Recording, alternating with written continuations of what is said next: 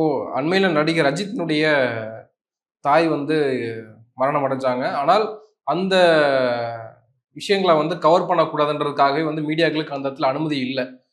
வெளியில ரோட்ல மட்டும் தான் மீடியாக்கள் வந்து கவர் பண்ணிருந்தாங்க தவிர, வீட்டுக்குள்ள யாரும் அனுமதிக்கப்படல. அந்த மாரி நடைமுறை தான் கொண்டு வரணுமா? ஆமா, அவங்களுக்கு உரிமை இருக்குல்ல. எனக்கு ரைட் டு பிரைவசின்றது எல்லாருக்கும் இருக்கிற மனித உரிமை.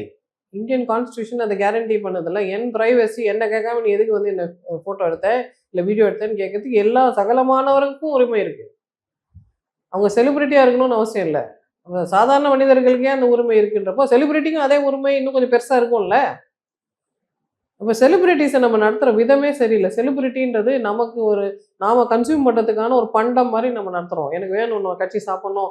பக்கத்துல வந்து நான் ஃபோட்டோ எடுத்துப்பேன். உன்னோட நான் செல்ஃபி எடுப்பேன். உன்ன பத்தி அவதூறா பேசுவேன். உன்ன என்ன வேணா நான் பண்ணுவேன். உன் ஃபோட்டோவ மார்க் பண்ணி நான் என்ன வேணா போட்டுப்பேன் அப்படிலாம் சொன்னா, செலிபிரிட்டிய நீங்க ஏன் பர்சனலா யூஸ் பண்ணிக்கிறீங்க? அவங்க தனியா அவங்களுக்குன்னு ஒரு வாழ்க்கை இருக்குல்ல. செலிபிரிட்டீஸ நம்ம எந்த அளவுக்கு ரொம்ப அ உள்ளார்ந்து வியந்து பார்க்குறோமோ, அந்த அளவுக்கு அவங்கள நம்ம ரொம்ப கேவலமா தான் நடத்துறோம்.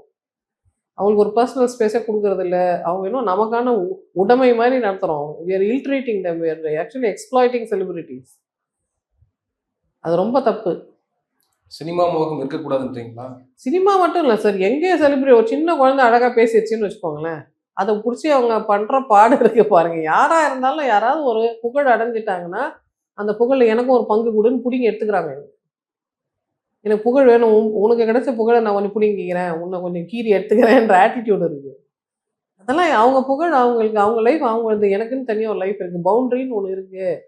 என்னதான் இருந்தாலும் அவங்க லைஃப் நம்ம லைஃப் நம்ம அத கிராஸ் பண்ணக்கூடாதுன்றதெல்லாம் நம்ம மக்கள் மீறி மீறி வராங்க. முன்ன அது இல்ல. ஏன்னா முன்ன வந்து சோசியல் மீடியா இல்ல. எல்லார்கிட்டயும் ஒரு ஃபோன் இல்ல. இப்ப சோசியல் மீடியா வந்த பிறகு இந்த மாரி சிந்தனைகள், இந்த மாரி நடைமுறைகள் அதிகமா இருக்கு. இது தவறு, இது செய்யக்கூடாதுன்றத யாராவது ஸ்ட்ராங்கா சொல்லிட்டே இருக்க வேண்டியதா இருக்கு. இனி பாரதி ராஜா மட்டும் இல்லை.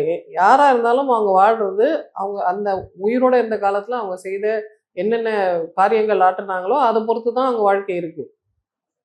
நம்ம தக்கார் தகவிலார் என்பது அவரவர் எச்சத்தா அவங்க விட்டு சென்ற மிச்சத்தில வச்சு தான் நம்ம கண்டுபிடிக்கிறோம். அவங்க எந்த அளவுக்கு நல்ல வாழ்க்கை வாழ்ந்தாங்கன்னு.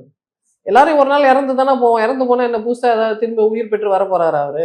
எதுக்காக வெயிட் பண்ணி பார்த்துட்டு இருக்கோம்? அதான் இறந்துட்டாரு. ஆனா அவர் கலையில அவர் வாழ்றாரு. நீங்க அவர் படத்த பாருங்க. அவரோட சிறப்பான அம்சங்கள பத்தி பேசுங்க. அதெல்லாம் பண்ணுங்க. எல்லார் வீட்லயும் போனா ஒரே மாரி தான் சார் இருக்கும்.